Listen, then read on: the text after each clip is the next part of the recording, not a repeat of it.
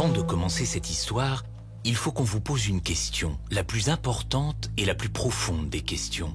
Est-ce que vous vous êtes déjà demandé quel était votre rôle dans ce monde? Où on est? Qu'est-ce qui se passe? Nous, dès que Bertrand Bataille nous a fait naître de l'obscurité, on a été hantés par cette question. Pourquoi Bertrand nous avait-il créés? Que devait-on faire sur ces tableaux? Faites attention. Restez là. Mais Bertrand nous a laissés dans un clair-obscur mystérieux, sans repère, sans objectif. Alors on a cherché ce qu'on allait bien pouvoir faire sur ces tableaux. On a regardé d'abord autour de nous. Y avait-il une porte à pousser ou un chemin à emprunter? Tu vois quelque chose, toi? Non, rien. Mais il n'y avait que ce brouillard, noir et dense, à perte de vue. Et là-haut, y avait-il un dieu ou une force supérieure qui pouvait nous guider? On a appelé, supplié, crié parfois, mais rien, aucune réponse. T'as fait tes bagages? Oui, c'est bon, on y va.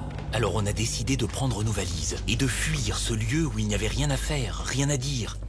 Mais où pouvait-on bien aller? Est-ce qu'il existait un lieu où personne ne s'ennuyait? Sans réponse à cette question, on a commencé à broyer du noir. Et puis brusquement, on a été comme aspirés.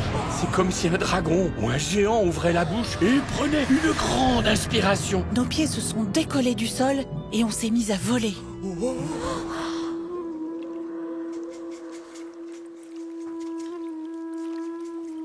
On s'est alors retrouvés sur des bateaux en papier. Et on va couler. Un long fleuve se dessinait devant nos yeux en serpentant dans l'obscurité. Regardez là-bas, il y a quelque chose. On s'est mis à ramer sur cette eau sombre en se laissant guider par le courant. C'est alors que nous avons croisé un étrange personnage, lunettes sur le nez, plongé dans la lecture d'un journal. Monsieur, où est-ce qu'on est? Et qui êtes-vous? Je n'en sais pas plus que vous, mais je suis sûr que les réponses à vos questions sont dans les livres. Sinon, pourquoi les avoir écrits? Alors, on s'est tous mis à lire. Oh, regarde, lis ça. Page après page, fébrile, on a cherché des réponses. Et vous savez ce qu'on y a trouvé? Le récit d'hommes et de femmes qui ne savaient pas qui ils étaient non plus et qui cherchaient des réponses. Ça nous a rassurés et passionnés. On n'a plus jamais cessé de lire. Ça y est, je sais ce qui se passe. L'un d'entre nous, soudain, a eu une vision. Il est allé s'imaginer qu'un dieu se cachait sous nos embarcations et nous menait, au fil de l'eau, vers une sorte de paradis caché. Il y a de la musique là-bas. Des hommes et des femmes étonnamment costumés chantaient et jouaient de la musique. Nous avons invité ces artistes sur nos bateaux et nous avons poursuivi notre voyage, bercés par leur mélodie.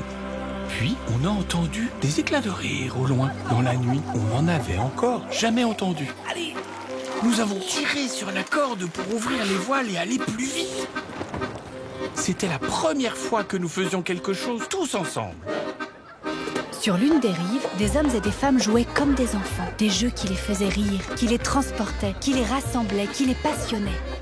C'était fascinant de voir ce qu'un être humain pouvait faire avec un gobelet et des billes. Allez, ferme les yeux. Hop, hop, et voilà. Avec un simple bout de ficelle. 51, 52, 53. Avec des pièces en bois sur un plateau quadrillé. Et dame. Oh oui, c'est fort. Ou tout simplement avec son propre corps. Un monsieur en costume, l'air très sérieux, sautait par-dessus une corde avec beaucoup de dextérité. La vie est un jeu dont il s'agit d'inventer les règles. Quand j'en aurai assez de sauter par-dessus cette corde, je changerai de jeu ou je changerai les règles. On s'est sentis soudain très vivants et très libres. C'était donc à nous d'inventer les règles du jeu. Notre pouvoir devenait immense. Nous étions donc des dieux, capables du meilleur comme du pire. Ce vide que nous sentions en nous et autour de nous ne demandait qu'à être rempli. Notre seule tragédie était en fait d'être libre. Quand Bertrand s'est arrêté de peindre, nos bateaux ont accosté. Nous sommes tous descendus et nous nous sommes regardés. Alors on s'est retrouvés dans des bateaux en papier et là... Et puis il y avait un petit monsieur. Ce voyage nous avait transformés. Sur ces souvenirs et ces sensations, nous allions pouvoir construire, bâtir et repousser le vide et la nuit. Car nous étions des dieux et notre pouvoir n'avait plus de limite.